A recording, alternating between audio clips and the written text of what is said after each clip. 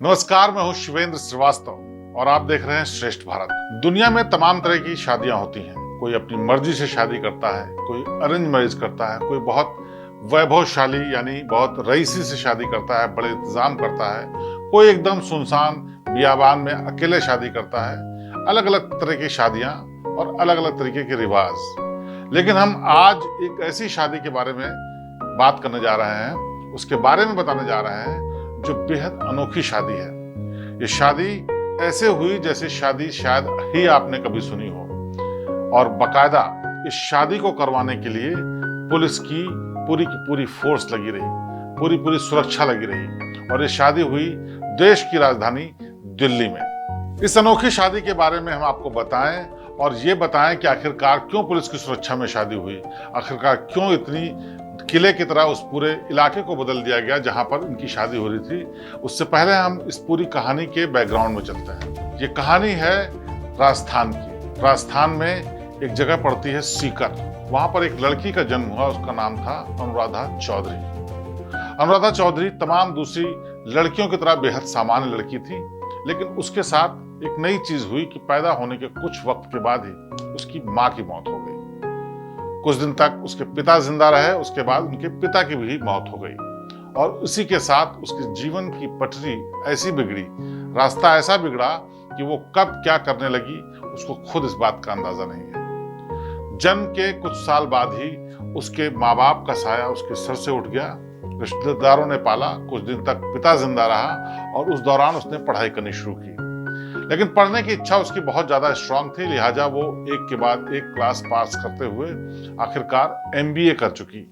MBA करने के बाद उसने अपना घर बसाने की सोची, और वहीं पर जहां पर वो कॉलेज में पढ़ाई कर रही थी, वहां पर एक दीपक नाम के एक शख्स से उसकी मुलाकात होती है। उस शख्स का नाम था दीपक मिंज।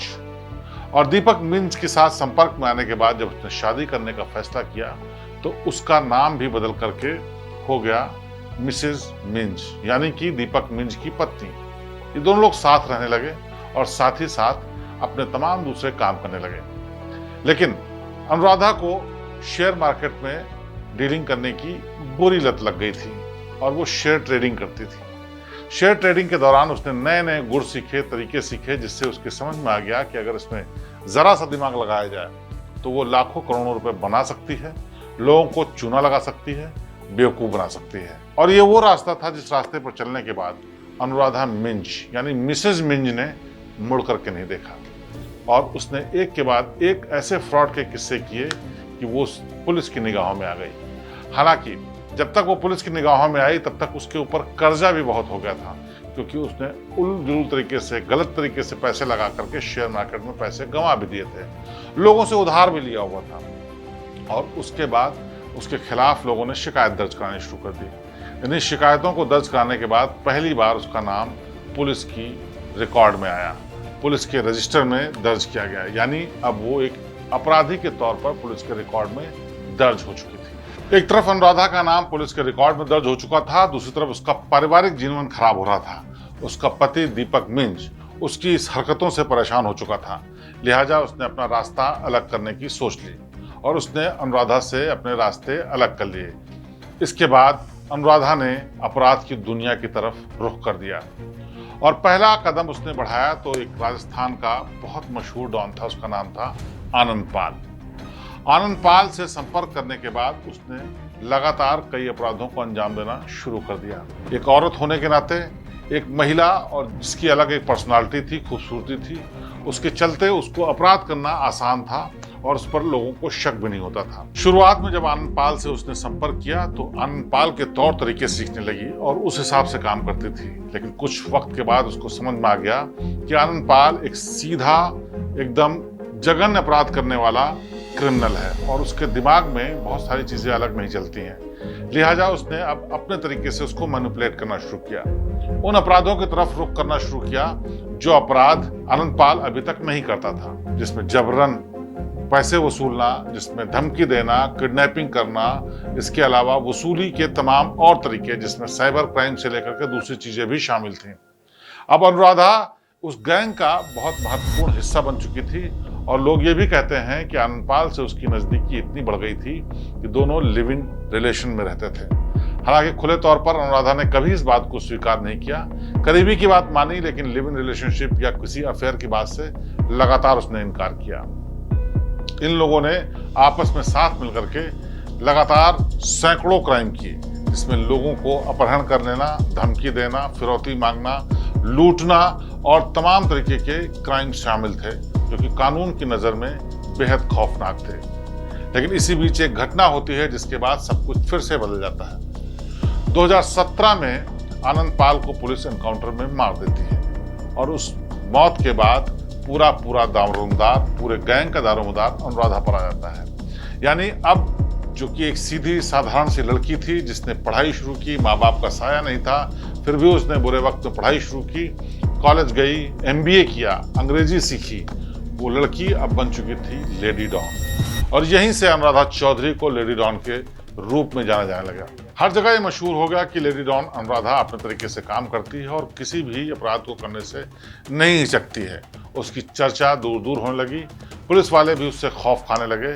उसका नेटवर्क इतना बढ़ने लगा कि आसपास के कई राज्यों में उसके काम की, उसके अपराध की, उसकी घटनाओं की, उसके खौफ की खबरें लगातार अखबारों की सुर्खियां बटोरने लगी। बताते तो ये भी हैं कि अनुराधा ने ही आनंदपाल यानी अपने लिव इन पार्टनर को AK-47 चलाना सिखाया था। उस वक्त आनंदपाल के गैंग में किसी के पास AK-47 नहीं थी, लेकिन लगातार ये लोग बड़े बड़े अपराध कर रहे थे, इसलिए उन्होंने AK-47 मंगाई। हैरानी की बात यह थी कि किसी को चलानी नहीं आती थी और ऐसे में अनुराधा ने कहा कि मैं सबको AK-47 चलाना सिखाऊंगी। और आखिर में आनंदपाल को अनुराधा ने ही यानी लेडी डॉन ने ही AK-47 गन चलाना सिखाई। ये बात और है कि 2017 में जब उसका एनकाउंटर हुआ तो उस वक्त उसके पास AK-47 थी, बावजूद इसके ये उसका इस्तेमाल नहीं कर पाया और एनकाउंटर में मार दिया गया। अब आनंदपाल की मौत के बाद सारा दारोमदार अनुराधा के कंधों पर आ गया था। उसने अपने गैंग को बढ़ाने का काम किया और उसी दौरान उसकी जान पहचान एक ऐसे शख्स से हुई जो उसकी जिंदगी का अहम हिस्सा बनने वाला था। उस शख्स का नाम था संदीप। तब तक लोग उसको एक छोटे मोटे अपराधी के रूप में जानते थे, लेकिन एक मामले में पुलिस को उसकी तलाश थी, लिहाजा वो फरार घूम रहा था। ऐसे ही किसी ठिकाने पर अनुराधा और संदीप की मुलाकात हुई और आपस में परिचय शुरू हो गया। लेकिन कुछ दिनों बाद ही संदीप को पुलिस ने ढूंढ निकाला और गिरफ्तार कर लिया। दरअसल ये जो मामला था वो छिनैती और छोटे छोटे अपराधों का मामला था, जिसमें संदीप को पुलिस ने गिरफ्तार किया था। जब उसको जेल ले जाया गया तो जेल का एक कायदा होता है, खासकर तिहाड़ जेल का, कि अगर किसी हीनियस क्राइम में कोई अपराधी अंदर पहुंचता है तो उसको उसके नाम से ना बुला करके उसके अपराध के नाम से बुलाया जाता है। यानी कि जो क्राइम करके आप आए हैं उसी से मिलता जुलता कुछ नाम वो लोग आपस में रखते हैं और उसी नाम से बुलाते हैं। लेकिन ये छोटे मोटे अपराध करके अंदर गया था, जिसमें इसका नाम संदीप पहले से ही था और कैसे इसका नाम बदला जाए इस पर पशोपेश में लोग थे। कभी कुछ बुलाया जाता, कभी कोई कुछ बुलाता। बस उसकी खास बात ये थी कि वो शक्ल से बेहद काला था और एक गांव है, उस गांव का रहने वाला था। उस गांव का नाम था जठेड़ी। जठेड़ी और काला को मिलाकर के लोगों ने इसको काला जठेड़ी कहना बुलाना शुरू किया और यहीं से इसका नाम ऐसा मशहूर हुआ कि आज की तारीख में अपराध के इतिहास में कई राज्यों में काला जठेड़ी को एक खूंखार अपराधी के तौर पे जाना जाता है। फिलहाल काला जठेड़ी जेल में है, लेकिन जिस वक्त की बात है उस वक्त ये जेल में छोटे मोटे अपराध के लिए गया था और वहां पर इस नाम का इंप्रेशन धीरे धीरे ऐसा पड़ना शुरू हुआ कि पहले तो उसको शुरुआत में बुरा लगना शुरू हुआ, लेकिन जब काला जठेड़ी जेल से पहली बार बाहर जमानत पर आया तो उसको इस नाम का बेहद फायदा हुआ। दरअसल उसका असली संदीप नाम लोग जानते नहीं थे, अपराध में भी कहीं काला जठेड़ी नाम दर्ज नहीं था, लिहाजा जब भी कोई क्राइम वो करता और ये नाम सामने आता तो लोग रिलेट नहीं कर पाते कि आखिरकार ये अपराधी है कौन। धीरे धीरे इस खतरनाक खूंखार नाम की चर्चा एक और गैंग के पास पहुंची और उसके बाद काला जठेड़ी भी एक बड़ा अपराधी बन गया। दरअसल मई 2021 में दिल्ली के छत्रसाल स्टेडियम में एक पहलवान की हत्या हो जाती है और उस पहलवान की हत्या में इसी संदीप का नाम सामने आता है।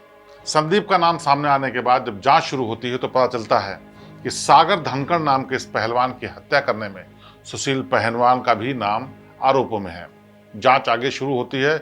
इस मामले में इन लोगों को गिरफ्तार कर लिया जाता है, यानी कि संदीप जो कि काला जठेड़ी था उसको पुलिस पहली बार एक बड़े अपराध के मामले में गिरफ्तार करती है और यहीं से उसके बारे में पता चलता है एक ऐसे अपराधी को जो उसको अपने गैंग में लेने के लिए तैयार हो जाता है। दरअसल काला जठेरी पर लॉरेंस बिश्नोई की नजर पड़ चुकी थी। विदेश में बैठ करके भारत में अपराध करने वाला ये अपराधी लगातार वहां से अपने नेटवर्क को बढ़ाने का काम कर रहा था, लोगों से संपर्क कर रहा था और ऐसे अपराधियों को तलाश रहा था जो खूंखार हो, डरते ना हो, जिनके खिलाफ बहुत ज्यादा मामले दर्ज न हो और फिलहाल उसके गैंग को शामिल करने के लिए तैयार हों। यानी कि काला जठेरी पर नजर पड़ते ही लॉरेंस बिश्नोई ने तय कर लिया कि उसको अपने गैंग में शामिल करेगा और इसके लिए उसको एक एक करके कई टास्क भी लॉरेंस बिश्नोई ने दिए, जिसको संदीप उर्फ काला जठेरी ने बखूबी निभाया।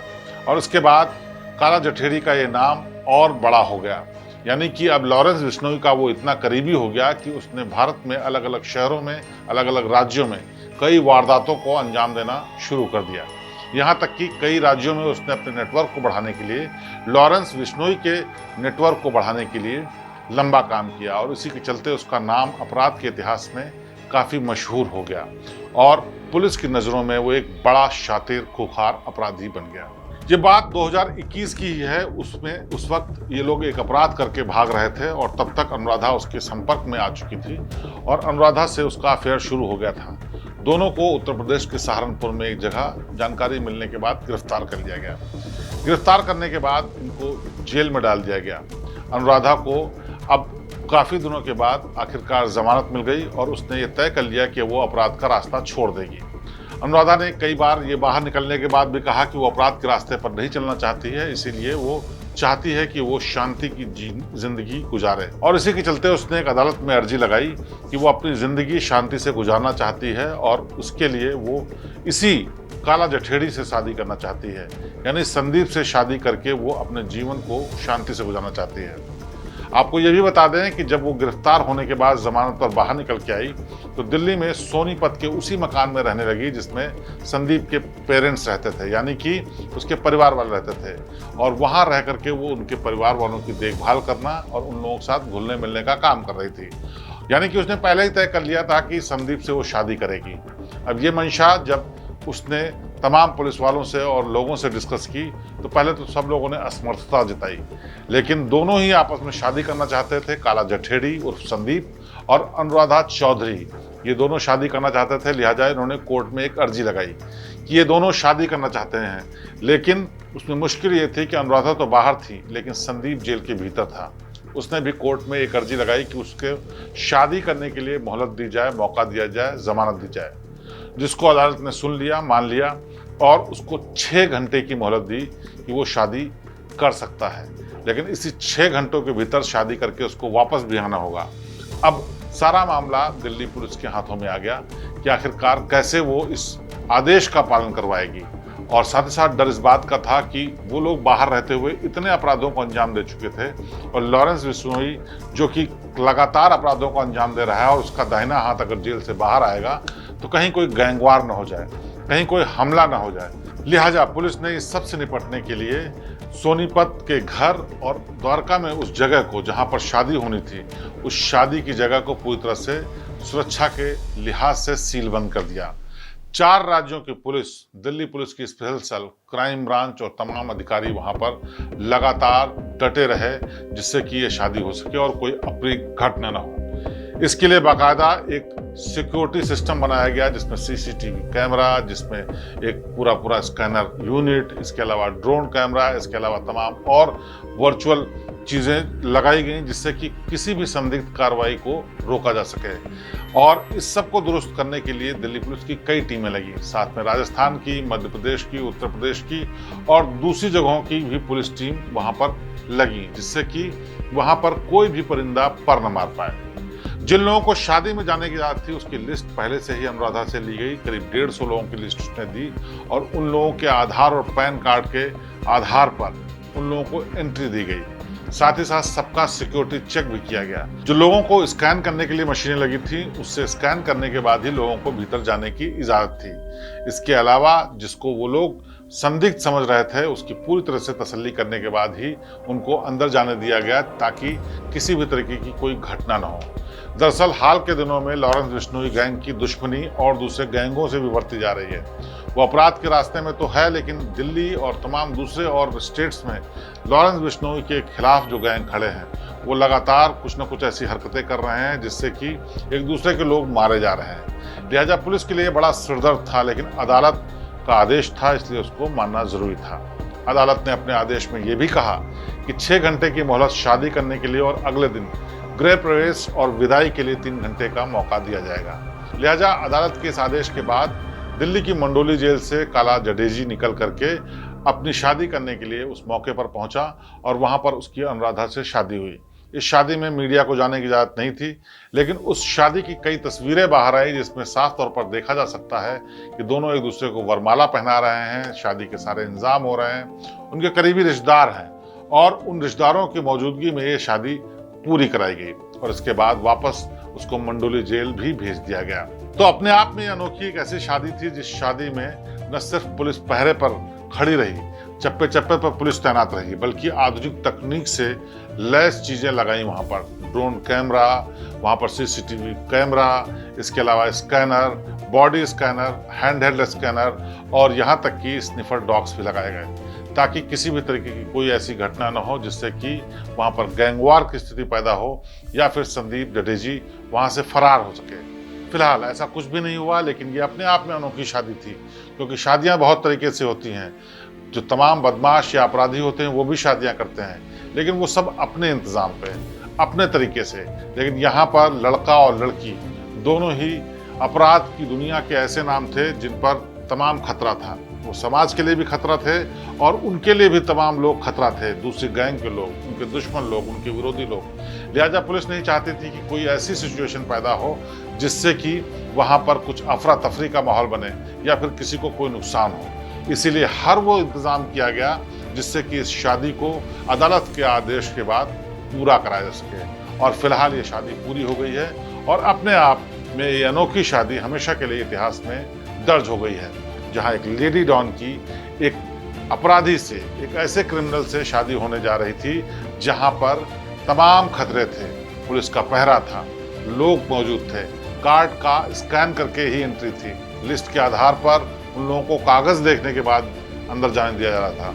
तो ये अपने आप में एक ऐसी अनोखी शादी है और आगे इतिहास में शायद हमेशा बनी रहेगी। तो लेडी डॉन की शादी पर यह थी आज की खास पेशकश आज की कहानी में। अगली बार फिर किसी हैरान करने वाली नई कहानी के साथ आपके सामने पेश होंगे। तब तक आप देखते रहिए श्रेष्ठ भारत। नमस्कार।